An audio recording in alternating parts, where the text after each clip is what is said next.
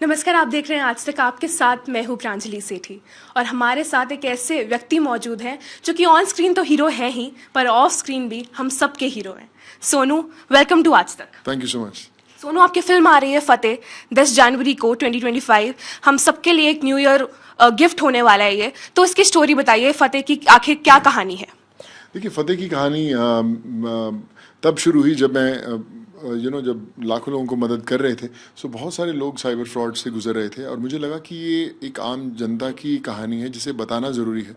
तब मैंने कहानी लिखनी शुरू की थी फतेह की, और जब लिखा तो रियलाइज़ किया कि अगर आप सिर्फ ज्ञान दोगे लोगों को तो लोग उसको सीरियसली नहीं लेंगे। उसको एक ऐसा पैकेजिंग देना पड़ेगा ताकि लोग कहें कि ये बहुत कमाल का। सो एक्शन ऐसा किया जाए जो ना मैंने कभी ज़िंदगी में किया हो, ना कभी देखा हो, तो उसकी कोशिश की गई।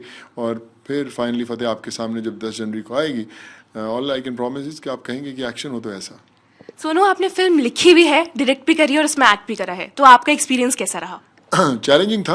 आपको पता है कि जब आप एक चीज़ लिखी है और उसको किस स्केल पे आपको शूट करने से डायरेक्टर और एक्टर भी उससे जस्टिस करो, तो पहले सब एक्टर्स को समझाना, फिर कैमरामैन को समझाना कि कैसे शॉट लेना है, और फिर खुद को समझाना कि क्या शॉट देना, और फिर डायरेक्टर की कुर्सी पे वापस आके देखना कि सब कुछ ठीक हुआ नहीं हुआ।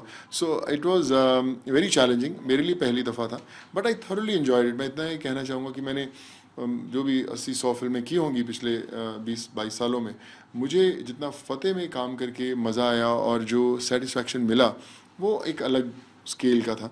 और directing a film, telling a story the way I wanted, doing the action that I wanted to do since 20 years, Fateh उसलिए फतेह की फतेह होनी ज़रूरी है। सोनू, मेरा एक आखिरी सवाल, हमें ये ज़रूर पता लगा था कि नसीरुद्दीन शाह का जो रोल है, जो पार्ट है, वो फिल्म के अंत में जब कंप्लीट हो गई थी तब उसके बाद ऐड हुआ, तो इसके पीछे की क्या कहानी है? वो एक बड़ा चैलेंजिंग समय था जब मैंने पिक्चर पूरी ख़त्म होगी, एडिट होगी, लोगों ने देखी यार बड़ी कमाल की। मैं बोला कि मैं इसको नसीर भाई को लेके आऊँगा। ऐसे कैसे पिक्चर तो ख़त्म हो गई, सो सर मुझे करने दीजिए। मैंने 3-4-5 दिन पूरा लिखा, नसीर भाई को सुनाया, एंड ही सेड कि मैं कर रहा हूँ ये पिक्चर।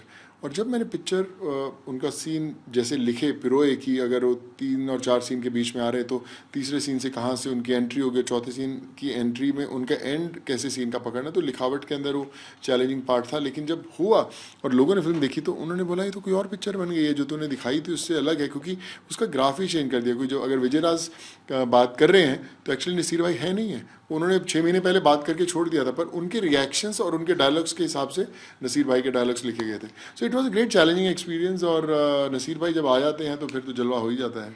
बिल्कुल, तो हमारी कामना है कि फतेह सच में फतेह हासिल करे। बहुत बहुत शुक्रिया। Thank you so much. जैसे कि मैं सो रहा हूँ तो पिताजी को जगाना है मुझे, तो वो डायरेक्ट उठाने के बजाय, और हिंसा की परंपरा मेरे यहाँ नहीं थी सौभाग्य से, तो वो क्या करते थे कि उस कमरे में आ जाएंगे या बाहर से गुजरेंगे और चौपाई बोलेंगे, प्रात काल उठिके रघुनाथा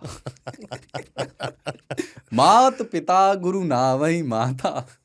कभी कभी मैं गुस्से में उठ करके, अरे पापा, चरण स्पर्श किया और सो गया। मैंने कहा अब मत उठाना।